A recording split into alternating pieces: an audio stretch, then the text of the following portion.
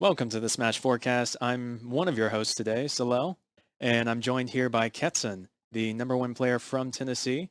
Today we're going to be talking about Genesis 4, KIT, and maybe some local stuff as well. Say hi, Ketsen. What's up, Chris? Well, I'm glad to be here. So, Genesis 4 just happened. Genesis 4 literally just happened. It is 9:43 Sunday night. And what a crazy bracket that was. MK Leo winning that tournament was so cool because a lot of people have been bragging that he's the best Smash player, like straight up #1. And folks have just been like, where's the proof? Here you go. Panda Global says it's 0. There are a lot of Ally fanboys out there. I know you're a fan of DeBuzz, but MK Leo came and he took it today. And he stayed in winners the whole time, like no drop sets at all.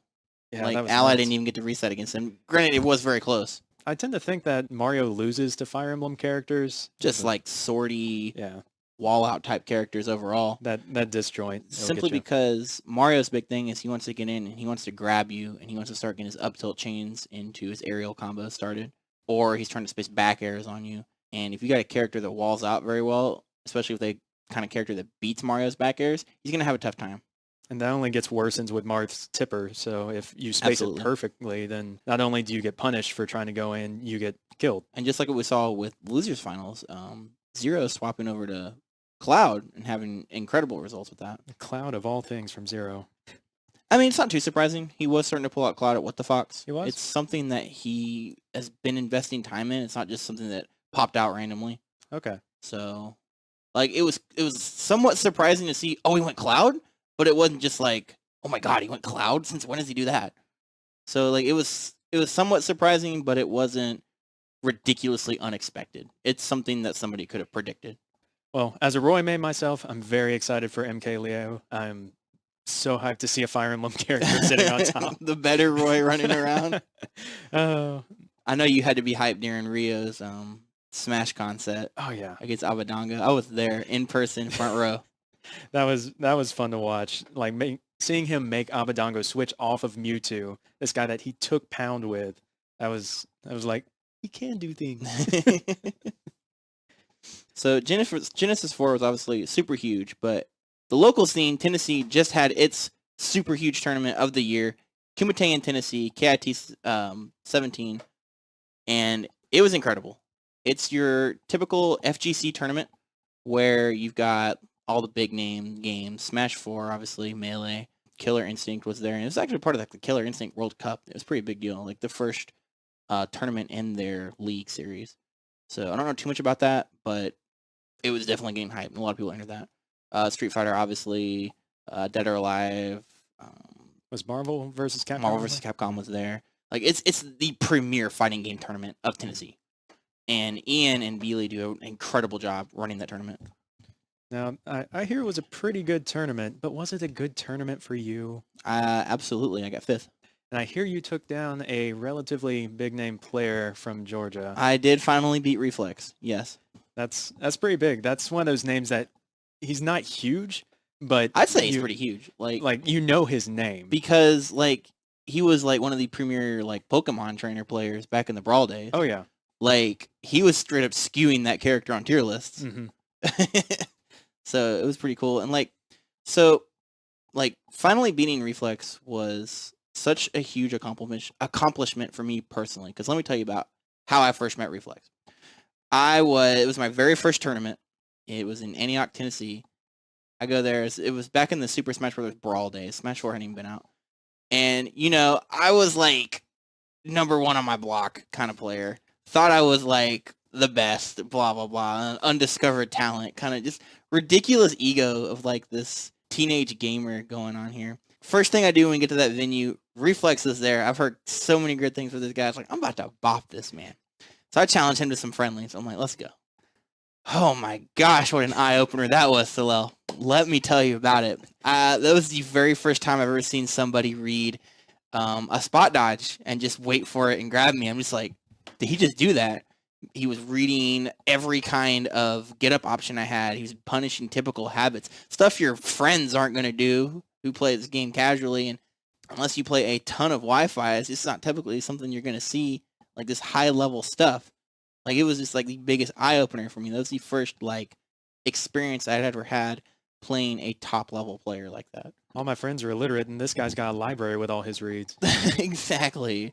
It was just like it wasn't like you would think it would be like a very big ego crusher, but it was kind of like, wow, there's like the dynamics of this game and what you can do at a top level play is just expanded so big for me. And I don't know, it was really cool. It was actually a small tournament. Reflex just went to it because, it was close. About a year and a half passed, and I was finally going to go to another tournament with Reflex at it. And I'm like, okay, I've played this game a lot. I've played at what I considered a competitive level back then. Once again, just like punishing habits and reading things, it was again another big eye-opener. It's like, wow, I actually suck at this game. So, Smash 4 rolls around, and I'm finally seeing what an actual tournament scene looks like, what actual competitive play looks like. I really got into like Wi-Fi, and we built up the Tennessee scene, and I started traveling a lot more because I didn't really have the means to travel too much back in high school and college, but being out of college and having a job and having a steady income can help you travel a bit more. Getting the higher level experience like that, and finally getting to go to another tournament with Reflex at it. It was at Final Round 2015 when I got to play him again. That was a big experience. I'm like, all right, this is a guy who originally showed me what it means to be good at this game. I'm going to see just how much closer I've gotten to playing, how much closer I've gotten to finally competing with this man. Destroyed me. I met him in tournament, and he 2-0s me. Whew. Another big eye-opener. It's like, man, I still suck at this game. So it was literally every tournament I saw him at, I was money matching him and trying to get better and seeing like, I'm going to beat Reflex. This is like the threshold for me. It's like, that bully draws his line in the sand. He's like, come get me. KIT 16 rolls around, and I meet him in bracket again, and I took game 1. I popped off so hard, Tselel. Like, because it's like you're a step closer to like realizing your potential and proving to yourself that you can improve. So he ended up winning that set. He 3-0'd me the rest of the set. But it was a step in the right direction. So playing him in doubles with Sonito, and we actually knocked Wrath and him into the losers bracket. I'm talking about KIT 17, the most recent. So getting to play Reflex in singles, I felt like I really got this time. And it was really easy to keep focus because that major goal was in your mind. And when I finally won it, it felt like an accomplishment, but it didn't feel like, oh my God, I didn't think I'd ever be here. Because, when you're going there step by step, you knew you'd get there. And obviously he's still an amazing player. He's probably going to bot me the next time I play him. You never know. But that was very cool. Yeah, I knew it was like a big accomplishment for you, but I didn't know that there was so much. There's a storyline there. Like that man legit is like my hero in terms of like top level players.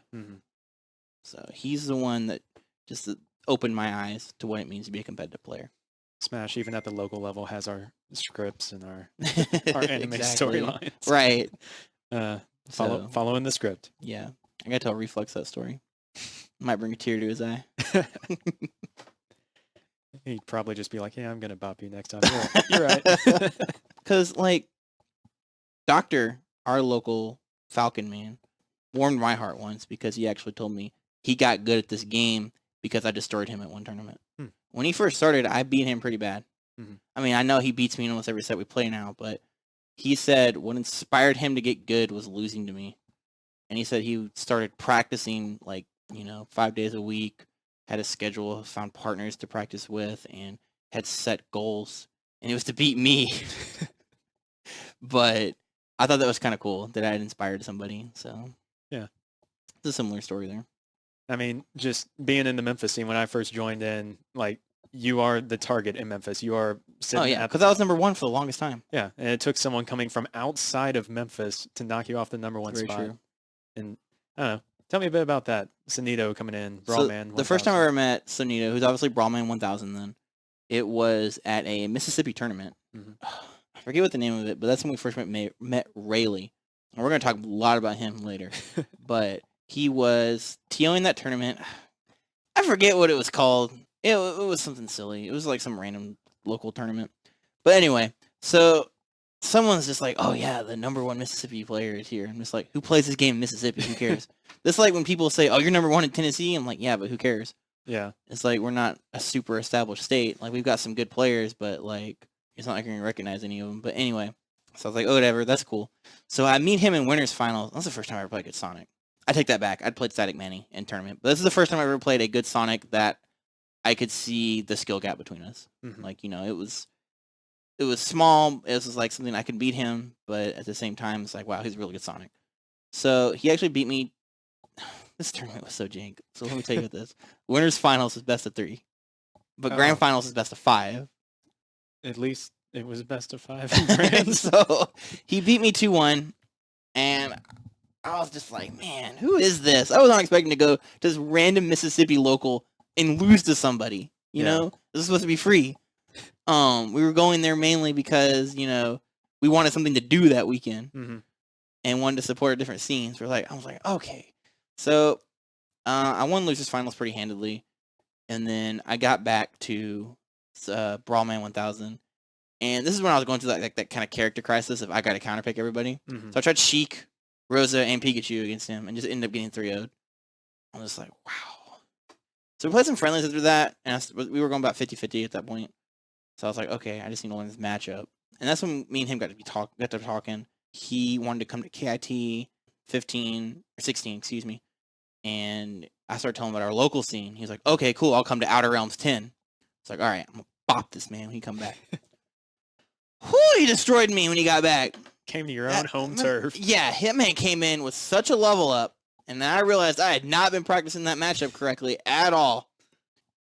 He's been a great addition to the scene. I'll tell you that. Oh, yeah.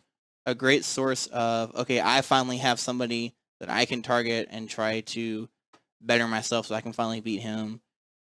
So this was very good for me that, you know, a player came in that could beat me so handedly, because you can't get better until you see what somebody's punishing you for your mistakes. But at the same time, you can't go play 0 and get better at this game just like that, because they're just punishing so many bad options that it's hard to keep track.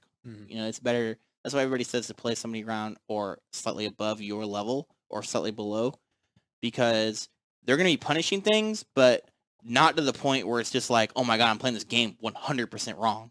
You know, they're punishing little things here and there, and you can work on those little things one at a time and level up slowly. Yeah, I feel like it's had a trickle-down effect with the entire scene. Because, absolutely. Like, Sunito comes in, he pushes you to be better. As you get better, like the Talons and the... what is M2K's talent? Kase's, they try to get better as well. Then you have the KCs. And I think that's why Skill Keeper was such a great addition to the scene, because you can see the 5 people above and below you and be like, okay, I need to consistently continue to beat the 5 people below me. It's going to be hard, but I need to make sure I'm still beating those people, and then I need to aim to beat the 5 people above me, and then rise above each of them a step at a time. Rather than being one of those players that's like ranked number 40 on Skill Keeper, and it's like, yeah, I'm going to be the top 10. That is a terrible goal to set. And I want to say most of Memphis has realized that. Yeah. And that's why the scene just like blew up in terms of just like who's getting really good. And it's cool because I actually heard Cruel talking today. He was like, man, I didn't even get ranked 20 in Memphis. Our tournaments, I'm feeling like I struggle so much at them. But then he was talking like 17 of our players got like top 32 or something. I don't want to quote him on that because I'm not sure we had that many. But we did have quite a few Memphis players perform pretty well at KIT. And he said that makes him feel better because it just means our scene's really good. And for a local scene, I think we are like fairly decent. Let's put it that way. Like we're not like Florida level yet, but it's definitely like a lot of our players are definitely threats. Oh yeah. You know what I'm saying? Like on the statewide level, absolutely the statewide level. I crunched the numbers, and Memphis, even if you like exclude outliers like Maki or Sunito, we still completely stomped everybody else. I'd say that Knoxville does still continue to stay pretty close with their top 5. I think that's... But if you expanded to top 20... Oh, yeah. I don't want to say too much because I don't know too much about Knoxville's hidden bosses. Knox just needs to travel. They do. They don't travel at all. They So do. it's hard to judge them. And that's why, you know, Memphis will brag all the time because our players go everywhere. We've got players going to Arkansas. We just went to Smashdown yesterday. We've got players going to Mississippi. We've got players traveling to Middle Tennessee. We're going to Kentucky in a couple months. So. Memphis, talk less, travel more. They still talk a lot. Oh, yeah, we talk a lot. Oh, my gosh. It's like, guys, Not good. calm down.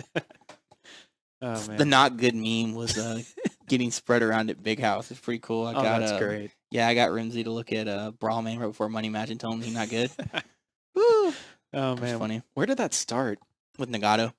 Like, who started it? I heard it was Exia. Eggsy was just like, you're not good. He started saying that to like everybody, and like it burned into people just saying Nagato not good, Yeah. and then it just burned into everybody saying, okay, I'm just gonna say everybody not good. hmm So So we talked a little bit about local scenes, and you mentioned earlier that local scenes are really big with you.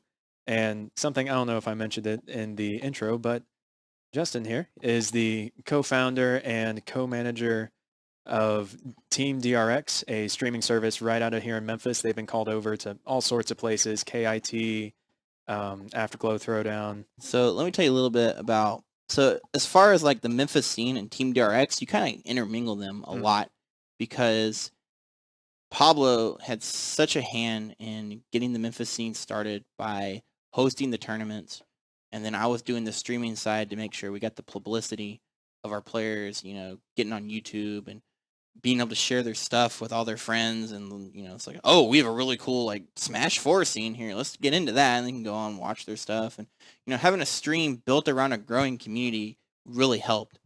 Because first of all, we just started off by recording the matches. You know, we started off really, really small with just a single little capture card. It was an AverMedia, could record without a PC. I was like, oh, this is awesome. So we just did that, and we threw the raw matches up on YouTube. And it was after I won MWC 15 that helped us get the funds to buy like a decent laptop, and well, me personally, to get a decent laptop and some sound equipment, so that we could stream live. And man, that things just changed after that. The scene blew up. I wouldn't directly relay it to the stream, but it definitely helped. And like the tournaments were just getting so hyped, and like it built a community around it to where not only do you live through the events, but you have such a great outlet to talk about them afterwards. You can share like special moments that happened during the tournament on stream. And I think it's just great if you're trying to get a local scene going to build a stream around that. That's how DRX started. It was mainly just to support the Memphis tournament, specifically the Outer Realm series.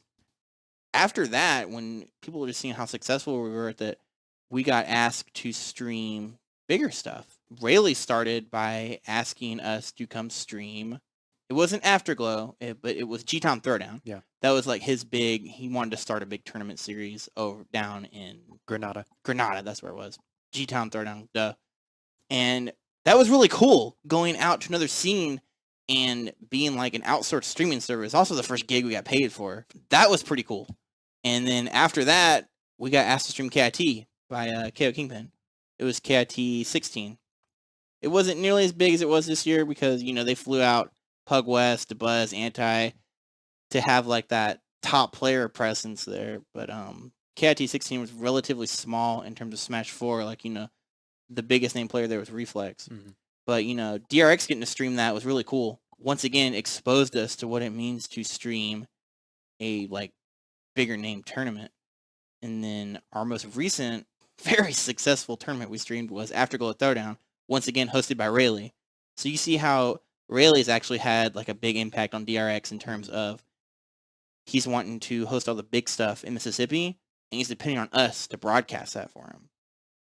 And I can't thank him enough for giving us that opportunity because it's definitely helped. Afterglow Throwdown, all those videos are the most popular ones on our YouTube right now. Because, you know, you got Rio, you've got Soul, you've got Rogue Penguin, just all these big name players that came up from Florida to, you know, show what they got. And that seeing Faith them, guy, that Faith guy from Florida. Absolutely, Pablo. Him going to Florida, you know, it was rough seeing Pablo move away after so much he'd done for the Memphis scene. he's getting pretty active in the Gainesville scene too, Oh, yeah. and he's the person who got those players over to Afterglow, and he's the people who are getting them over to the Tupelo Throwdown tournament too. You know, he's continuing to have a big impact on the stream, and like I said, Afterglow did amazing things with Team DRX in terms of helping our YouTube channel blow up. Like, we doubled subscribers that month. Oh yeah, now you're consistently featured on, is it Dragon Smash? Oh yeah, they're doing like top 10 moments, Yeah. and they get a lot of Memphis stuff there. Yeah, that's pretty cool. They watch our That's so stuff, funny that it, like, right? I think there's like a rumor going around that someone from Memphis is actually Dragon running Smash. drag. Yeah, They're just like discreetly trying to push Memphis to like the national scene. I'm not gonna stop them. Yeah. So, Tupelo Titans is another tournament run by Rayleigh. Of course. It's effectively being named Afterglow 2 by a lot of people, Yeah. for good reason too, because it's featuring the same top players. Rio and Soul are coming to it, but we've also got Fatality coming. Fatality. I know. You know, another regional sized tournament with big name players is just, it's going to help our YouTube channel blow up again, and we've got plans to do really cool stuff for that. All right. We're going to upgrade a couple things, change up a little bit of the stream layout. So Yeah. I'm excited. And we're going to have the whole team there too. Literally the entire Team DRX is there.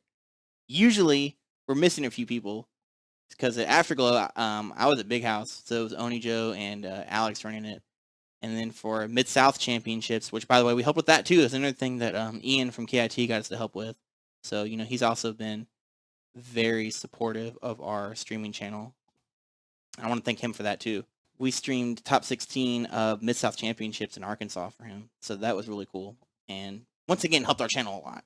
Just being like the premier streaming service in West Tennessee and getting called out to Mississippi and Arkansas tournaments, especially ones as big as KIT, and the Mississippi scene's getting pretty big in terms of what they're hosting, because they're getting sponsorships from their Comic-Con. And that's what Tupelo Titans is. It's part of the Tupelo Comic-Con. Yeah. And Afterglow was part of the Afterglow Film Festival. Mhm. Like, Rayleigh's just raking in these sponsors and hosting these huge tournaments. It's like, hey, do you want to stream this for us? Like, yeah, absolutely. That was actually pretty fun. I got to be the SmashBoards TO for Afterglow, so that was... I heard you did an amazing job. Yay. Oh, man. I want to get back to TOing, but college and traveling, man. For sure. But it was fun. Just seeing all the Memphis players again is always great. Because, you know, Memphis is cool. And then seeing the Florida players come in and be like, we are the giants among men. And but our players holding their own against them. Like, Doctor taking Rio to game 5. And it's awesome. But, like, also seeing them just be cool guys. Yeah. Because, I mean, when you first encounter, like, a top-level player, like, someone with a name like Rio, you're like, oh, man, he's like, noble Rio. But then at the same time, they're just like, yeah, sure, I'll play Roy Dittos with you. That was like the best moment of the night, playing Roy Dittos with Rio. Nice. So, like I said, Team DRX, where it is now, I will honestly say I did not see it getting to this point. Because when I started Team DRX, I wasn't like, oh yeah, I want this to be the #1 stream service in the entire area. Just want to support the Memphis scene. I just wanted a way for our players to have a live event. So seeing it explode into what it did is just like, wow. Because, you know, when Rayleigh originally called me for G-Town, it's like, hey, can I pay you guys to come stream this for us? You know, our guy fell through. I was like, pay us to come stream for you at a different... Yeah, we'll do that. And just, it blew up from there. So it's really cool seeing something like this start out, doing what you intended for it to do, and then just go off in a whole total different directions. It's like, oh, wow. So, like I said, streaming service or doing a stream for your local scene is a great way to help it build. It's a good thing. Even if you start out small like we did. Like I said, just one simple capture card and nothing else. That's how we started. Sort of off of that, y'all aren't like the VG boot camp yet, but I mean, y'all are one of the best in the Mid-South, if not the best in the Mid-South. I'd say Pandex Gaming's got us beat there, actually. Oh, yeah. Well, but you can say one of the best. One of the best. I'm cool with that. But for those people out there who want to do this, what would you say is a good starting point? For a local stream, you don't need professional quality, this, that, and the other. I think that's what a lot of people get hung up on is, I have to have the best this, that, and the other. No, you don't. Figure out your budget.